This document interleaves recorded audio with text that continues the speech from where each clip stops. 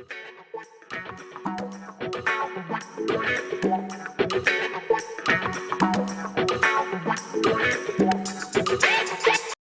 guys, welcome back to my another video of class 10th computer SSC, and in this video I am going to explain about what are the methods in Java, how they are inputted in Java and how they are classified. So before starting my video I want to tell you something that in my previous video of Java programming basics part 1 I will latestly upload part 2, so don't worry about it. I have explained what are the packages in Java, how they are imported in Java and what is scanner class and some basic questions. So this video is also a part of that only, because without knowing what is method, what is program, you should not proceed further in upcoming topics of programming. So you should learn this topic very carefully because this is very important topic. So now I should start my video. Before moving to what is method, you should understand what is program, because methods are inputted in program only. So program, it is a set of instruction given of computer, what a user input, that is called instruction, and what the result that computer gives, that is called output. So methods, what is method? They are the function. Method and functions are not different, they are same. They are the function inside a class and each function is assigned to a particular task. So when we create a class, import a package, we have to use some function. You want to calculate cube of something, we use a particular function. So what are the different type of methods? So there are two types of method generally: system defined methods and user defined methods. System defined methods are also called library methods or built-in modules because they are defined, particularly defined in a computer, which can be accessed through any particular package. So what are the different type of system defined method? They can be math.sqrt, math.power, math.cbrt, math.round, math.rent. These all are system defined method. You will study later. So user defined method, this is very important because the user defined method is basically given in this chapter and many questions are asked in previous year board paper about this. So now let's move to another slide. So advantages of method. This question is asked in previous year paper ICC 2010.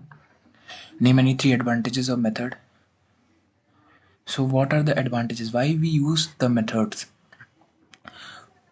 They help us in understanding flow of programs, the where the program is going, where the program means, what does it mean. So this methods help in understanding flow of program, where the program is going, what does it mean. They help us in improving the readability of code. So basically method functions which are user defined, we can understand it easily because they are written by us in normal language, we can easily understand it. They make debugging of code easy.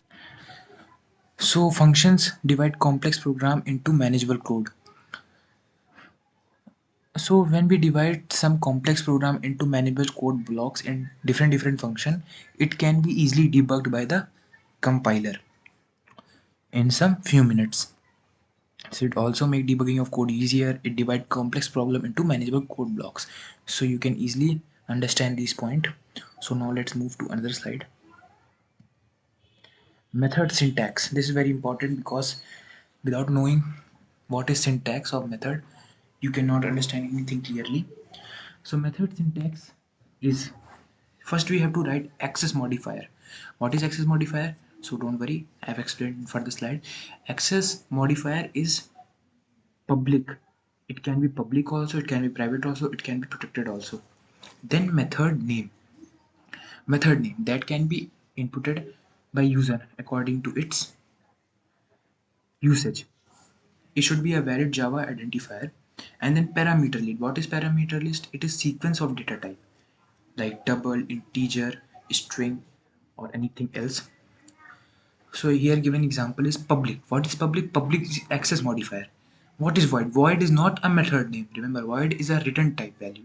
So why void is return type? Because it does not return a value. Void means it does not return a value. So if you want to display a message, you should use void keyword because it does not return a data type value.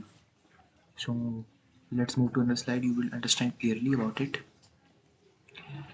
So this is syntax of the program with an example. public void hello message, curly bracket opening, then system.out.println hello Java programmer. So remember, when you are printing some function, you should open it with curly bracket and then write the body, then close it with a curly bracket. Curly bracket are important. If you do not use curly bracket, that particular function will be wrong. The first line of method is method prototype or header. So what we write in first sentence, leaving body and curly bracket, that is called method prototype or method header. Remember, this is important term. This can be asked in exams. The method name along with the list of parameter used in method prototype is not known as method signature. Here hello message is method name and that empty bracket is parameter. We do not use any parameter here because void is given, and void does not return any data value, it only displays messages. So what is method signature? Method signature is basically hello message that bracket. In any function with that particular method name and list of parameter, that is method signature. So public void hello message is method prototype, hello message bracket, and that particular bracket is called method signature, and that will be the body system.out.println with the curly brackets, that will be the method body. Let's move to another slide.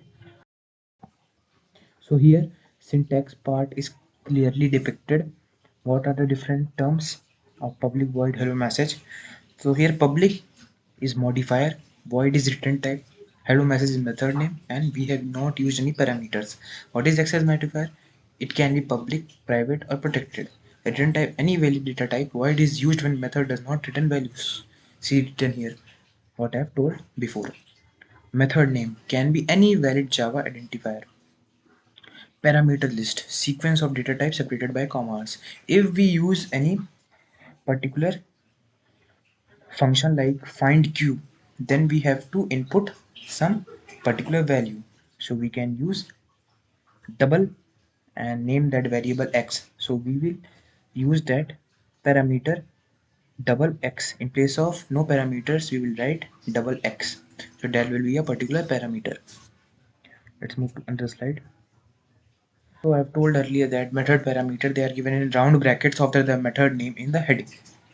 Note that parameter gets its value from outside from method by user. So what parameter we are using, that is getting its value outside from the user. Like example, find q, x will get the value from user because we will assign the value to the x, example 3, then it will proceed the function and it will calculate the value of q.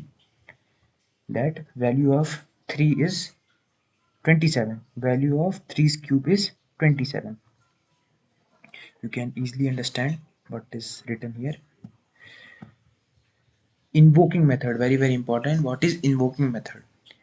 So invoking method means calling. What is the meaning of invoking? Invoking means calling. Invoking method is calling a method, means if that any statement is calling a method, the control of program transfer to that particular method, and after being executed it comes back to calling state.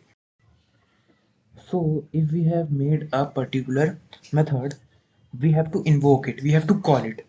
So again we have to make another function and then we have to assign some variable and use that particular method name, and then we have to execute it. So that is called invoking method, means calling a method by using another variable and printing it. In another slide it is clearly depicted. See, invoking method you can easily understand. I will explain. So we have created a class computer cube demo, then we have created a method public int. We have not used void here because void is used only for displaying message. Here we have used some particular value, int x. So we have taken another int result, and that result x into x into x, then return result.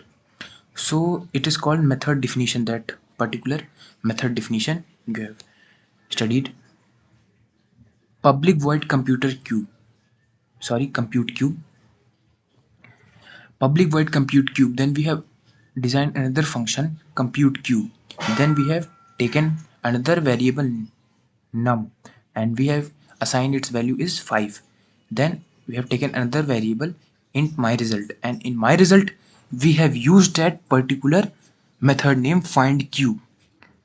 So this method is called calling statement. It is calling that particular method. Then if we run the program, then it will call that particular method. It will go again to that find cube method definition. Then it will be proceeding the result. It will classify the result, and then it comes back to that calling statement and print the result.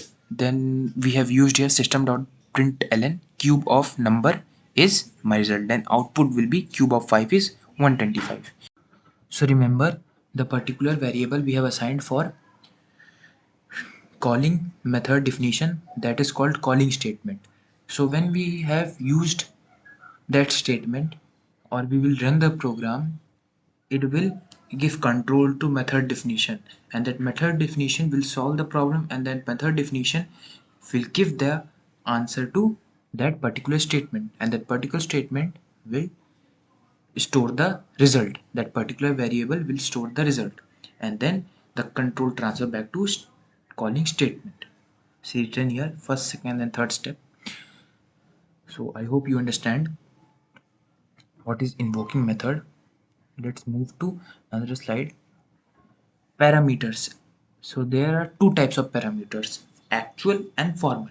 Parameter, they are the round brackets after the method name. There are two types of parameter, formal or dummy parameters, actual parameters. Formal parameter, they appear in method definition. Actual parameter, they appear in method invocation. So that calling statement, that particular statement we use for calling, that is called actual parameter, and what is in method definition, that is formal or dummy parameter. So actual parameter are the first to evaluate the value, then it comes to formal parameter.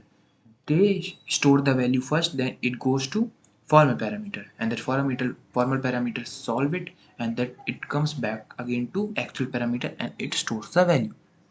Let's move to another slide. You will clearly understand.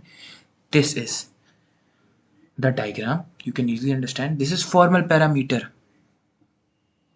This int x is formal parameter, and this is actual parameter, which is calling that particular definition. Which is calling that particular definition, and then when it is called, it goes to that formal parameter. It solves the problem, then it comes back again to that actual parameter. So actual parameter first stores the value like number num.